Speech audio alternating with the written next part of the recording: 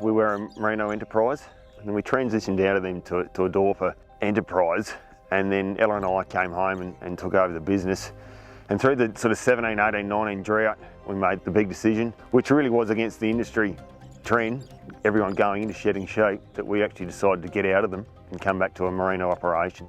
It was a big decision to come back, but it's well and truly been justified. It was the type of sheep we were looking for, and I had been playing around with ASBVs when we were running a Dorper enterprise. I'd come across Chad and I was blown away by the amount of data that was being taken there, and I just knew if we were going to go forward that was the type of stud we wanted to align ourselves with. We set a breeding objective early, we've carried out 2 flock profiles, and we're just gradually working our way through.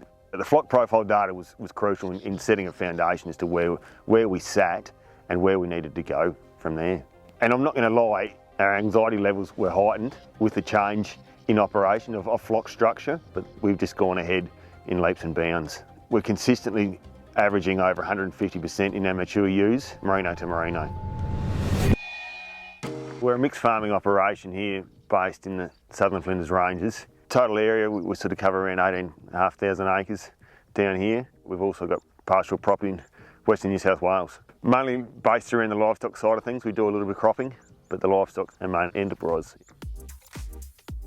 We came to Chad and got a ram team after the ram sale season had finished. Chad put together a really nice group of rams for us to go into our 21 joining with, and I really was looking for something to justify the decision to go with it. But we quickly found that in our first season we had 164% scanning with our mature ewes, and from then on really pushing towards that 130% weaning as well. We just wouldn't have been able to do that with our traditional sheep. It's the inefficiencies that we would have seen with the traditional types. You know, pushing these big sheep to sort of 85, 90 kilos, which they'll come out at this year across the board. They're just too big. And they'll probably only still roll in with around 100% lambing average over a 5-year period. We're pushing 130% more lambs out of these modern Merinos.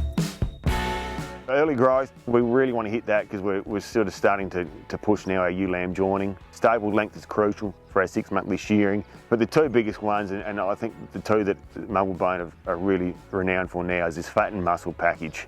That's what's really driven our flock forward. Linked with the condition score with that, we've seen some tremendous results. You know, the season to date is magnificent, but it's when times get a little bit tight, it's where these Mumblebone ewes really step up.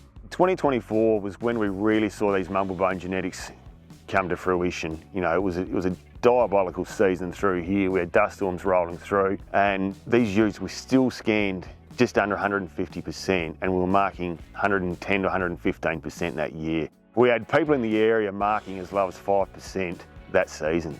It was just chalk and cheese.